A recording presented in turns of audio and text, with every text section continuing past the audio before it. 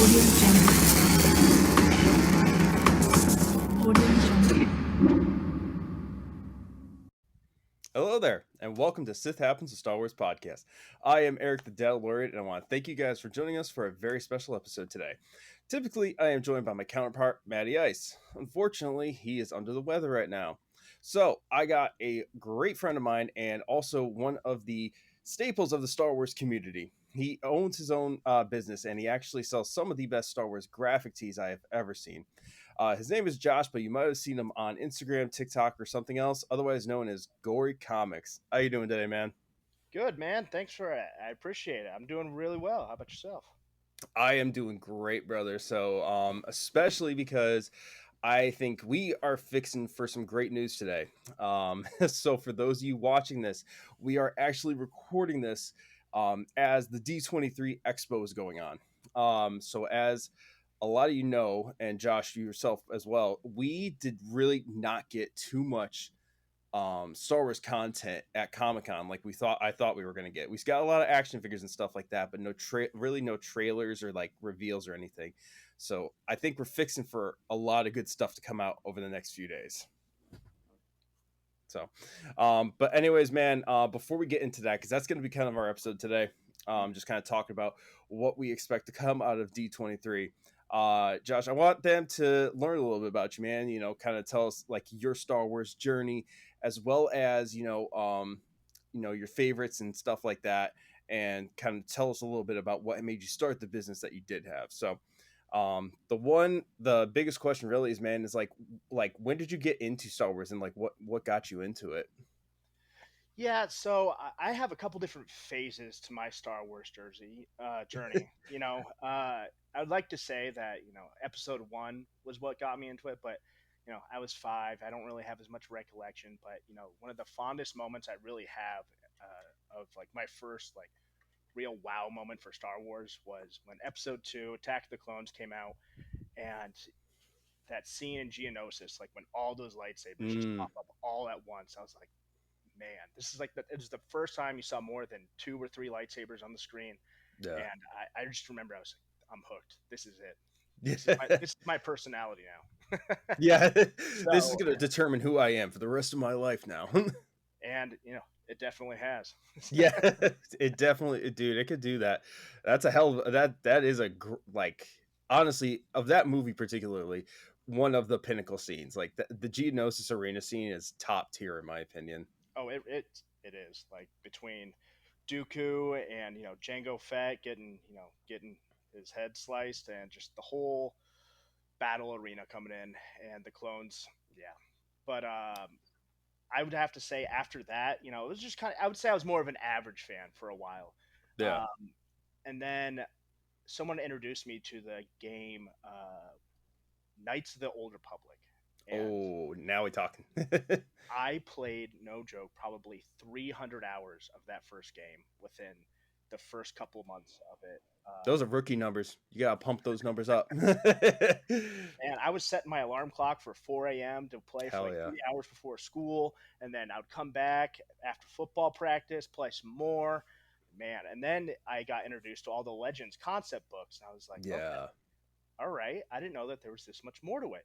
And that's when I just kind of just deep dove, and I just kept going and going. And then probably a little bit after college, I got into the audiobooks, and then I've just haven't looked back.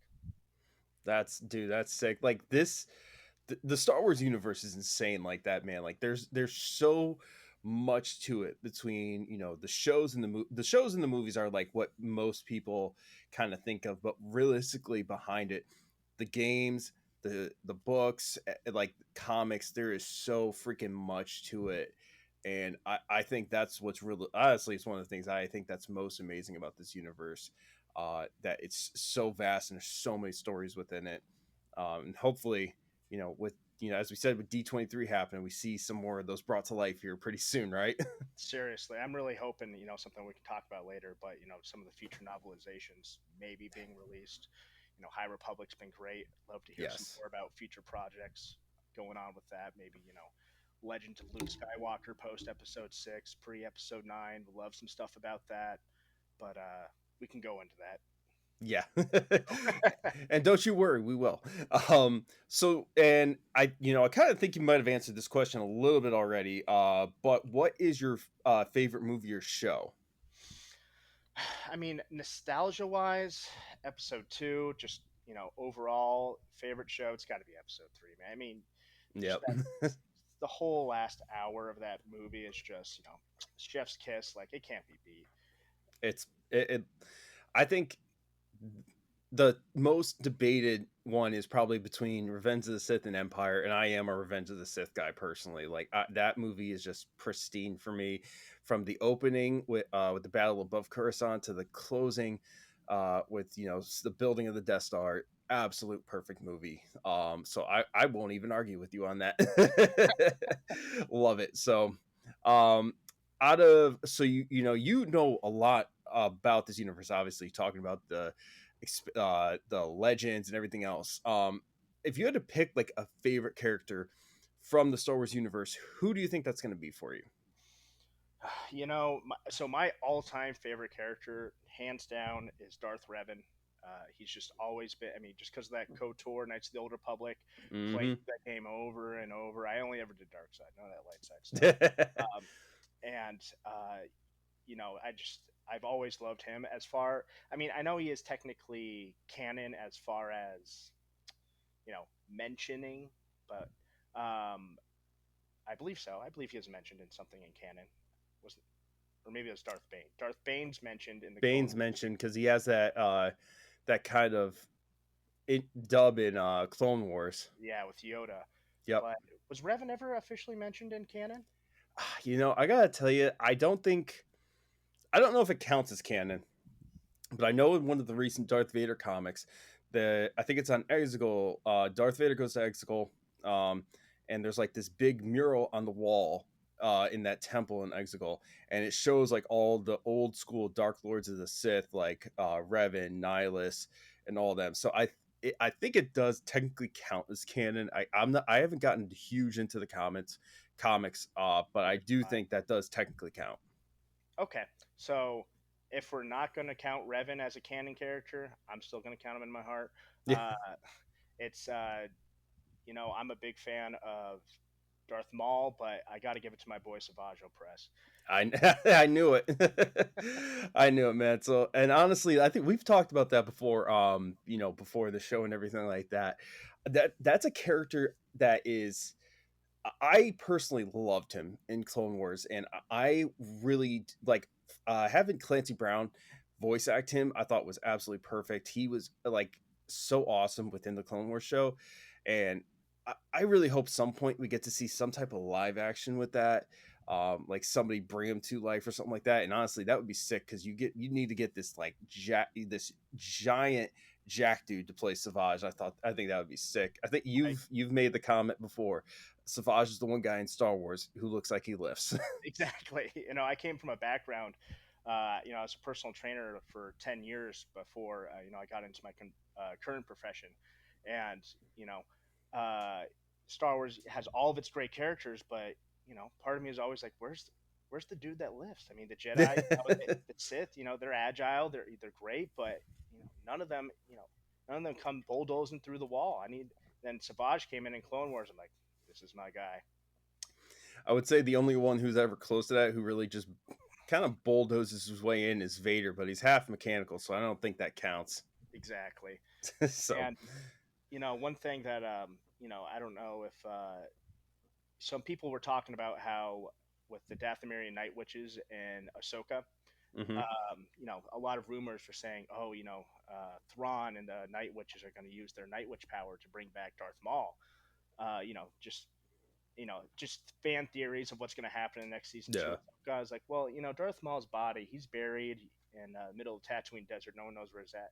I bet they know where Savage Opress is at. So, Dave Filoni, if you can make a man's dreams come true, that's a great opportunity to bring back. No lie, man. And there's a lot to speculate with Ahsoka season 2. I think it is.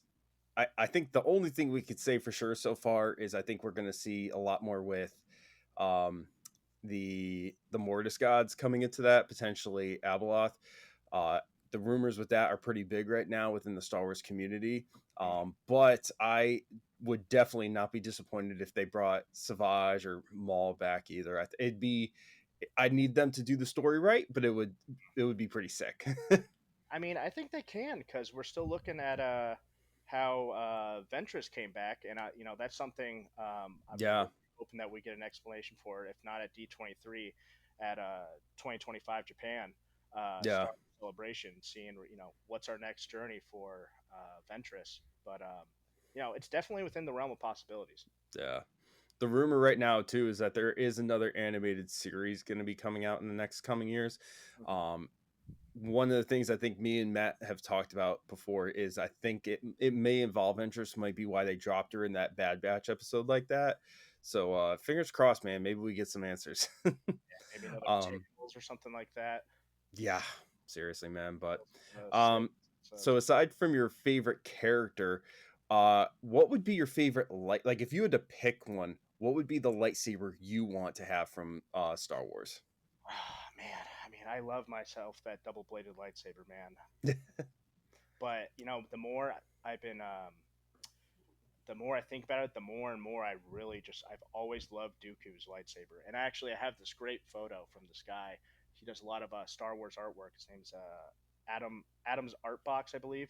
And Hmm. I saw him at an Arizona Fan Fusion Comic Con style convention, and he does these great um, watercolor artwork, and I have a Dooku frame photo on my wall. It's probably one of my favorite things, and ever since I bought that, it's been kind of growing on me. Nice. I think I've seen before like where people talk about that like the way with Dooku's lightsaber it being modeled after like what essentially a real like saber would have been because it's like the way that he fights with it and everything. I thought that was really cool how they kind of modeled it off of that. And that's a it is pretty sick one. I know when I first saw it in Clone Wars years and years ago, I was like, okay, this is different. Like we're getting something new in each of the Star Wars universe now because episode 1 we had Maul's with the double blade come out and Dooku's with the curved hilt. I thought it was super sick, man. So good choice though. I like that. Yeah. So I'm actually rereading the Darth Bane series, and maybe I ooh. shouldn't catch it before, but if I'm hearing it because I do audiobooks, I don't read it. Um, I believe Darth Bane has a curved hilt just like Dooku does. I might need to look into that. I am not sure. For some reason, I always thought he had like the lightsaber staff, which was like the giant like spear lightsaber or something like that. I don't know if I think I've seen too many of those Galaxy of Hero ads or something like that. So I don't think he has a staff, and maybe he does in some of the future. I'm rereading it, listening, but you know, maybe he acquires that in some of the later on. But I'll I let th- you know. yeah, let me know. 'Cause I think it's when he gets that armor and stuff. I don't know. I need to do the get into that book actually. Like I'm so bad on the books right now, man. I don't get the time I want to read them, so I really need to start making time to do that. Honestly, so but um, as far as the question I want to ask you, man, like this last one here, pretty basic. Tell us about your social media pages, and then also like the business that you're running, Gory Comics. Like, tell us about the website, what you sell, and everything like that. Yeah, so you know, I probably started Gory Comics, let's see here, about 7 months ago. And I've always had this idea of having, you know, I've always wanted those Star Wars t shirts. I'm primarily Star Wars, but some other stuff, anime sprinkled in there too. Hmm. Uh, I've always wanted like a darker side to my Star Wars shirts. Like, you know, I wanted Yeah, like that rated R shirts that shows, you know, the blood, the gore, like something that, you know, you might not normally see in your everyday Disney shirt. yeah. So, you know, I met with a few designers and I got it up and started with a couple designs, and you know the rest is history. So you know I got my Darth Nyla shirt on right here, for instance. Probably my favorite one you've put out so far. You know, you are the reason this shirt came out, by the way. Yeah, that was honestly so stoked for that, man. So for those of you guys watching or listening, me and him had been kind of talking to each other for I think it was a couple weeks, couple months at a time. And my favorite character in the Star Wars universe is Darth Nihilus. I just think the story behind him is so sick, and he does not get the representation that he should in the Star Wars universe. Like, dude, the dude eats planets. Honestly, like one of the baddest dudes in all of Star Wars, and with the way, like, kind of like what you're saying, right? Like how you want that darker side of Star Wars, which I love, because I love Disney stuff that they put out. Like, there's some stuff I'm not a huge fan of, but for the most part, I love it. But it does tend to not go delve into the real dark side of things, so to say. So the way that your shirts have come out, chef's kiss, bro. So started Gory Comics. My Instagram handle is just Gory Comics, no space, no backslash underscore or anything like that. And then my website's just gorycomics.com. I have a Hell yeah. TikTok as well, not as active on there, trying to learn the ropes from this guy, but we're getting there. I'll get Yeah. TikTok No, famous one of these days. we'll get it there, brother. Don't you worry. So, and for all of you guys watching, listening, we will drop his stuff down in the description section, so you can go check him out, check out the designs and everything. Like I said, dude has some of the sickest designs ever. Besides that Nihilus one, that Wounded Clone shirt that I got, the clone helmet one, absolutely pristine, and I wear that thing to the gym so damn much. I love that thing. So but honestly, man, that really concludes the interview portion of this. So now that our audience has gotten to know you, we gotta get into the big stuff happening today, man. So it's Friday the 9th right now, August 9th right now, and D23 just kicked off today. Now, we have already seen some stuff come out, drop online for Skeleton Crew. That's one that we know we're getting the preview for today. So if it does come out in the time that we make this video, I'll make sure to put the link it in the description, so everybody watching this can go check that out as well. But we did see a lot there with it. They did have the one setup with the costumes and everything, and so far, hasn't revealed much of the story, but it does. It's kind of giving me an interesting vibe. I don't even really know quite what to say about it, but all the costumes and everything else, it looks like just a really ragtag version of Star Wars. Like, not even the rebel side of it per se.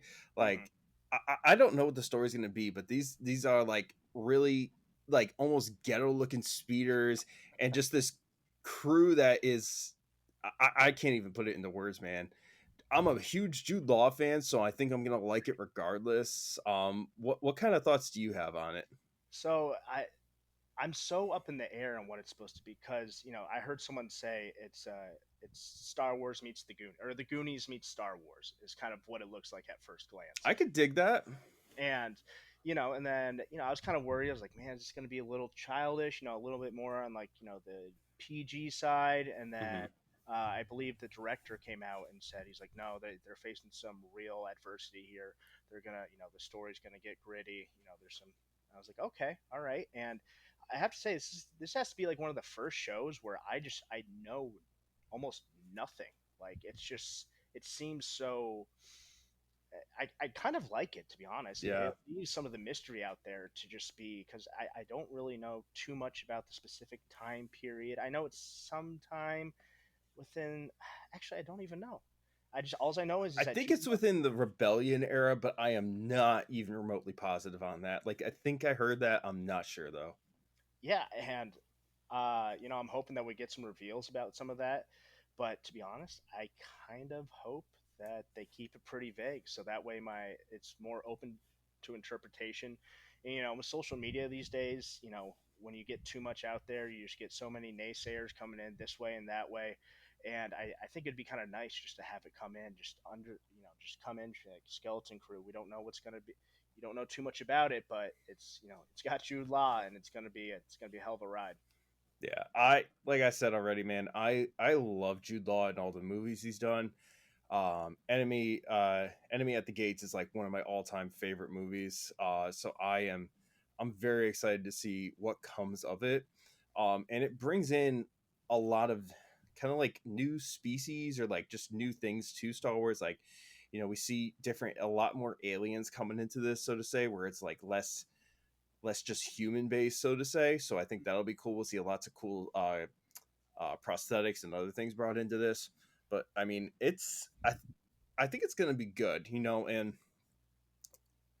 coming off of the Acolyte. I think it'll be just kind of fresh to get something new. I know everybody had different opinions about Acolyte. Me and you talked about this shit all the time, actually. And there were some where we totally agreed on, and we were like, yeah, that shit was awesome.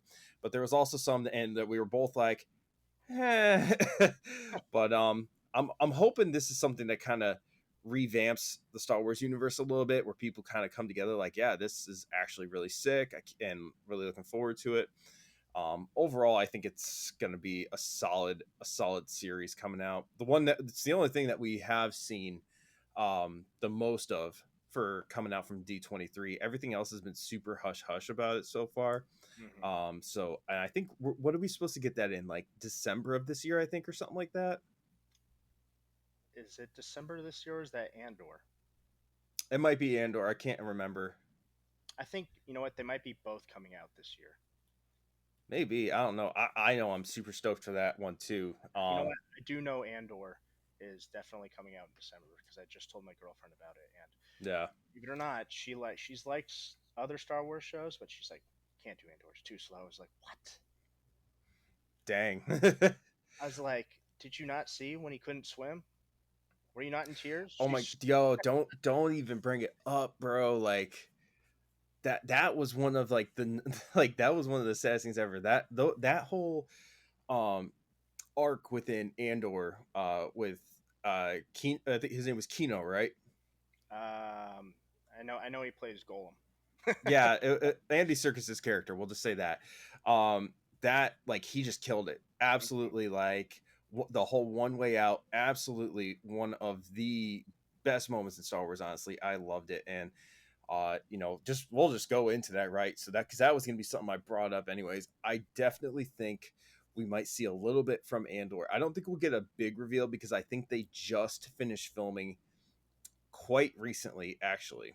And I think it's going to be like another decently long series, like as far as episodes go, like numbers of episodes, I should say, because it was different than Acolyte or Mando, because I think it had something like what, like 12 episodes or 16 episodes or something like that in the first season. It was definitely more than 8, like some of the more classic shows have been recently.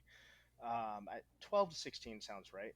Yeah, it was somewhere where in there, and I mean, I like that, man, because like I love looking forward every week to a new Star Wars episode coming out or a new movie. Like it brings me so much joy to be able to, like, get off work and be like, oh man, it's Tuesday, it's Andor night, or it's whatever night, and to be able to like just sit down and enjoy that, man. So, and you know we have heard that this is going to bring in familiar faces. A lot of the ones that I think it was Matt and I speculated, a few of them already, is director Krennic, I think, is a shoe-in because the guy who plays him, I can't remember his name, is actually a director on one of the episodes, I believe. So I definitely think we're going to get Krennic in there, and I'm excited for that because he was a fantastic villain. I actually really liked him in Rogue One. And then another one of my favorite actors, Alan Tudyk, is going to revoice K2 in this one, I'm pretty sure. So do you think we'll see anyone else? Yeah, what's his name? I am having a major brain fart right now. Who's the guy who dies on Jeddah and Rogue One? He allows his rebellion to get crushed. He's got the God. Why am I spacing so hard on his name? Black guy, one of the characters that raises. Oh my god, What is his name? I can't even remember it now. We'll have to come back to that one, I guess. But honestly, yeah, I think Alan Tudyk coming back is something I'm super excited about. K2 was hilarious in Rogue One with some of the banter and everything, and I think the way they're gonna bring him in is they're gonna like reveal how he gets captured and everything like that, reprogrammed and everything. So I think that'll be really cool to come into everything. Ironically enough, like, just how many action figures and stuff I have from all of Star Wars. K2 is like one of the few I don't have. I think I got him. Where is he at? You got him in a Funko? I got him in a Funko. You know, Yeah. every probably every 2 or 3 days, I just go on there and I look for the deal, you know, kind of deals of the week, anything that's under that $10 limit, and I just go scrolling down. K2 is on Mm, there. I was like, he's mine. yeah. I got the whole Rogue One line except for him, so I definitely need to try to find him out. But I probably bought way too many this month already. So, um, now aside from Andor, which I think we're like I said, I think we're gonna get a reveal. It's gonna get more into that, him within the rebellion and everything at this point, where it gets too closer to him in Rogue One and everything. Hmm. Um, I do think we are going to get a little bit with potentially seeing like maybe a teaser or just like a name drop even for Daisy Ridley's new movie for the whole new Jedi Order thing. And even even as somebody who was not a huge fan of the sequels, I'll actively admit that I'm not the biggest fan. I don't really hate it, just not the biggest fan. I'm still excited to see it because I think having Ray come back and like going into this era of Star Wars that I personally know nothing about building this new Jedi Order, it leaves a lot of room open for a good story. Realistically, I mean, what's kind of your view on it? You know, I'm kind of right there with you. I mean, episode 7, it was, that was, it's a good warm up. I was like, all right, what's coming next? Yep. Episode 8, that kind of, it had its moments, but some of the story arc for me, how they kind of did Luke like that, wasn't my favorite. Yeah, Uh, and now that's exactly how I feel. and So But I always keep a positive mindset with whatever comes out, and I look for even if there's parts that I dislike. There's plenty at the Acolyte that I didn't necessarily enjoy, like we talked about, but there was so much to love about it as well. yeah, Um, I just really hope with this movie that they take some of the storylines, or they use some of that content to kind of form a great story that's not centered around a planet destroying equipment, yeah, or a one Sith. So, for instance, like in Legends novels, you have the Yuuzhan Vong, big alien race comes in, destroys. I think they ended up killing 80% of like the Republic citizens. It's yeah. crazy. It was I think it was that is an era of Star Wars that I would love to see brought in, but I don't know. I don't think Disney will ever do that just because of how absolutely fucking brutal it is. But one thing that I think is super possible, and I think it would be such an amazing concept, is in the Fate of the Jedi, where Abeloth is in there, in that story Hmm. arc. They have the tribe of the Lost Sith, and in that tribe, it's about a Sith battle fleet that pretty much crash landed on a planet with no technology, nothing, so they could never Ooh. escape, and they have been stuck on that planet for 5,000 years until they finally found an escape. But the Sith there took the population and the species there, and they kind of created this whole Sith temple around it. And then finally, Mm. when transportation arrived, they started taking over the galaxy again. And then Luke fighting Abeloth, fighting the tribe of the Lost Sith. So I think it'd be a really great concept to be like, hey, we got these old Republic Sith. They've been trapped on this planet. Rey's trying to build up this new regime of Jedi, and all of a sudden these Sith, whole armies of them, legions come in. Now she's got to figure out how to manage this, and That would be super cool as a storyline for Ray, especially because, like, infant stages of a new Jedi Order, bringing it up and everything like that.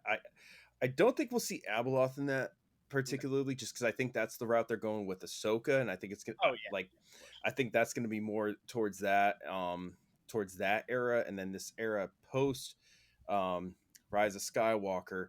That would actually be super cool to see because it does bring it's just one of these pieces of content that they have to build on already. And I actually didn't know that one. That's actually super cool to even like know that's kind of like a story that's in Star Wars, and I think that would actually be really freaking cool to bring it into that movie. So, but yeah, man, what are some projects you think we might see if the ones that maybe some of the ones I haven't talked about yet? what projects we might see. I don't know. I'll tell you what. Like I hope we see uh, Okay. something. I think one of the best things Disney has done since acquiring Lucasfilms has been the High Republic series. That novelization has been phenomenal. That storyline has been fantastic. I would love them to announce another timeline. Like, I would love to see a new book series that's gonna, come 2026, 2027, whenever it is, because these phase 1, 2, and 3, because I believe phase 3, the final phase, ends like spring 2025, something like Yep. that. And looking forward to that next novel, and then the next novel, and the next novel has been, it's almost like you're watching your Star Wars episodes every week, but I'm waiting for my new book like once every 2 to 3 months. Yeah. I think I jumped in like like right after the first phase. Well, I guess they started with phase 2, but right after they completed their first main phase. So I was you know, just going through those rapid fire. But I would love some new novelizations to kind of go through. That would be dope. So I'm still in the infancy stages of the High Republic books. Like I just finished Light of the Jedi, and I loved it. I thought it was a great novel. Definitely one of the better ones I've read. As far like I always kind of think about the novels and everything, as far as like how well am I gonna like remember this in the future, and that's one that like the story behind it and just the way it's told and everything, like I'm gonna definitely remember that one down the road. Like the one of the books I remember the most from when I was younger, it's one of the um I think it's basically considered maybe Legends Expanded Universe, I don't freaking know, but the True Set Bakura is one of the ones that I first remember picking up and reading, and that was one of my favorites personally. So Yeah, that's the first book after episode 6. yep. Yep. So I remember reading that and just kind of, and I think I was probably like in my like mid to late teens at that point or something like that. So it was like still a little bit fresh after Revenge of the Sith, and like when I really started like a little bit after I really got into it. And yeah, man, that was a dope book, but I would definitely love to see a great push on more High Republic content, man. So And then um even if they, they took it back, and maybe if they even kind of went towards in between Old Republic, and because with this new what's the other movie that's coming out of the first Jedi, they oh, have that's right. I forgot about that. a great novelization called, I believe it's called Into the Void, and that talks about back when they were called the Jedi, and Yeah. back when they used swords, they didn't even have lightsabers back then. Mm-hmm. I don't know if to announce some sort of book series that happens after the movie's produced or been released, so that way we kind of get a nice little timeline gap to kind of tell some more stories. I know there's a decent amount of comics. I'm not sure if they're, I believe they're legends, but Yeah. there's a lot of good stuff about that. I don't know why I have the hardest time with comics. I don't know what Well, transition reading it is. I have like 20 of them, and I still haven't yeah, really gone through them well enough.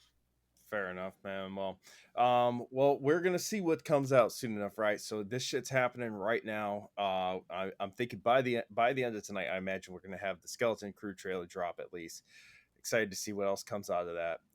But gonna be a very busy weekend for Star Wars and Disney in general to see all the good stuff that comes out of it. So, looking forward to it, man. Can't wait to see what good content we get, honestly. So. I agree. Now, moving on, I kind of told you a little bit about this, and you've seen our show a couple times, and our audience here knows the part that we kind of close out the show, or that we do at the end here, is our collector's corner. Now, this is where we show off one of our favorite collectibles, or just something new or anything like that. And I was talking to you earlier about this. You couldn't decide really what it is that you wanted to show off, so I'm kind of curious. What did you actually decide on? So for me in my collection's always been Legos, and then recently, and probably the last, I don't know, 5 6 months, has been Funkos. Yeah. And I don't have any that are super, super out there, super rare, but I would say, you know, going back to my favorite character, my two favorite, right here, Nice. got some glare there. Yeah, it's all right. It happens. We got Jedi Revan and we got Sith Revan, and these two right here just go I think nuts. it's sick that you got both of those too, actually, because those complement each other when you display them right next to each other. Oh yeah, I actually, because because so I'm located in Arizona, and there was a fan fusion um, in Arizona, and that was my goal. I literally went to every single one, and every single time I went, there's like sold it 20 minutes ago. Went to the next one. Oh, Yeah. okay. I went to the next one. That was the first one I sold. I was like, so I finally found, and then I finally go up to like one of the last ones, and this lady, I was like, "Hey, do you have any Darth Vader?" She's like, "Oh no, sorry." I was like, "Man," I was like, "That's," it's like he's my all-time favorite character. She's like, "I'll tell you what, I actually do have a Revan, but he's my favorite character. But it seems like you really want him, so I'll sell him to you." I was like, "What?" So Thank you so much. it's a little teary-eyed, but no, those two are definitely. And then I do also have this guy who I keep on my desk for all times because he's just. Oh yeah, I kind of figured you. I figured you probably had a couple of him or something. So And then he was my very first Funko, and back when I got Funkos, I was like, "Why do people keep them in the box? It's so stupid." And then now I'm sitting here, I'm just like, "Why don't I have the stupid box?" yeah. So I just started doing like toy photography. So I just started busting those things open myself, like a few of them here and there. But I'm still in the box guy for the most part, man. So, but I got a really good one. I kind of like teased it a little bit already on my my own Instagram page and stuff. But it's this guy right here. Also got some serious glare going on. There we go. So it is the re-release of the Bosk Archive series. Let me just tell you, dude. I had been trying to find this dude for like a somewhat decent price for probably the last like 2 years, give or take. Um, the Black Series action figures are like super weird because like some of them will hit shelves and like they will not move. Just they'll sit there forever, and they'll eventually end up on like an Ollie's or a Ross or something like that for like wicked cheap. Hmm. Then you get other ones that they hit, and then those things disappear in an absolute heartbeat. And that Bosk was definitely one of those because after he hit, it was like impossible to find. And I'm like kind of just starting to get some of these older ones like that that are re-releasing or just like I'm finding for like okayish prices now on eBay or something else because I'm my big thing I want to do with the archives, I'm trying to get all the bounty hunters out of it. I got the IG-88 a little while back and I was super stoked about that because Okay. he's super sick character. Shadows of the Empire, I hope we get that at some point. But Bosk and Boba are like the two last ones from the archive that I really need to get, and I'm super hoping I can find Boba and kind of finish out that collection of bounty hunters from the archive. Honestly, I was so happy to find that. I went to a GameStop up in Illinois when I was visiting family up there, and I was just like, hey, I'm just gonna go swing through GameStop real quick. I stopped in there, and they had, dude, I put a picture of it up. They had all the new shit. So they had that boss, the new BT, um, the re-release of Hunter. They actually had the Clone Wars Ahsoka, which was the one I was initially gonna get, but they couldn't sell it to me because it wasn't the date yet. So I was really trying to get them to sell me that one because I've been trying to find that Clone Wars Ahsoka for probably that's another one I've been trying to find for like probably three or 4 years at this point, honestly, because it was like one of those first ones released within that mural line that they have and everything. But yeah, I got super lucky. I grabbed that guy. That one's staying in the box, obviously. I do not plan to touch that one. But I was super stoked to get that guy, man. Definitely, definitely one of those fan favorite characters. I think, as far as like people who like the bounty hunter stuff, Bosk and Boba's little dynamic is so cool, honestly. So I actually just I was in GameStop because I do the same thing. I go into the GameStops just to kind of glance around, see what's around, and I asked, I was like, "Hey, do you guys do you have any of those new Old Republic Funkos coming out?" And mhm. they're actually in the back. I was like, "Can I have them?" They're just like, "No." I was like, "What do you mean?" They're like August 16th. I was like, "They're like, you can pre-order them." I was like, "Oh, okay." And I was Yeah. just I probably talked to him for like 45 minutes, just shooting the shit, just talking to him, and then I was like, all right, so what would happen if you gave these to me now? Like what, because it's Kreia, HK-47, and Malgus, and I was Mm. like, I'm gonna get them anyway. What's gonna happen? There's like, That's I'm where gonna it pays to have that hookup, man. So when I lived in Connecticut, the place that was right across the street from where I worked at, they knew me so well because I worked right across the street from it, so I stopped in there like basically every day to see if something new dropped, and when they would get something new, they would just throw it in the drawer behind the desk, and like when I'd stop in, I'll be like, "Hey, what's new?" And they just open the drawer and start putting stuff out for me. I'm like, "This is the best." So, Man, that's great. but yeah, man. So, but yeah, that wraps up Collector's Corner. So I loved yours. Revan is definitely a fan favorite and definitely one of my favorites. Love those Funkos. I honestly, I don't do the Funkos personally, but I do got the Darth and Jedi Revan in Black series, and I love those personally. So, That might be but my first Black Series purchase if I do. And then yeah, this is going back, and then my wallet's just going to be ruined. yeah, they are harder to find. I can tell you that much. The Jedi Revan goes for probably close to $50-$60 right now, and the Darth Revan Archive is a little bit harder to find. I haven't tried to look that one up in a while, but I know it was a little bit harder to find for a while. So I am so bad. Like I have, when I want something, I don't even look at price anymore. Like I'll bargain hunt on some things, being like, you find like I find like a Jar Jar Binks with a sticker for like $12. I'm like, okay, that's a good price. But I was like, yeah, if I want Revan, I so I could walk in the store, they'd be like $100. Like, sure. And then yeah, I'll go into the next store and I'll see it for like $20. Should have been there, done that. I once seen a Ross selling the same action figure that Walmart was selling for like a fifth of the price, man. So. you hate that. Yeah. So but anyways, that does kind of wrap up today's show, man. So now we want to thank everybody who has checked in with us today, been listening or watching with us.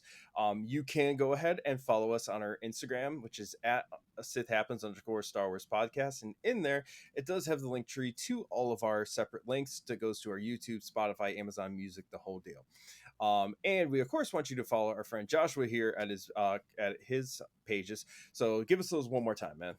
Yeah, of course. We got at Gory Comics on Instagram, and then our website is just gorycomics.com. And you can also give us a follow on TikTok at Gory Comics. Hell yeah, man. So now, before we wrap up for the day, do you have any final words for our listeners and viewers? Anything, last things you want to say? Savaggio Press is #1, baby. That's all that matters. Man. Well, good to have you on, man. Honestly, I've been wanting to get you on the show for a while, so thank you so much for coming in today. And for all of our listeners and viewers out there, we want to thank you guys for stopping in with us. I am Eric the Dadalorian. You can find me at _Dadalorian_ on Instagram, and this is the way.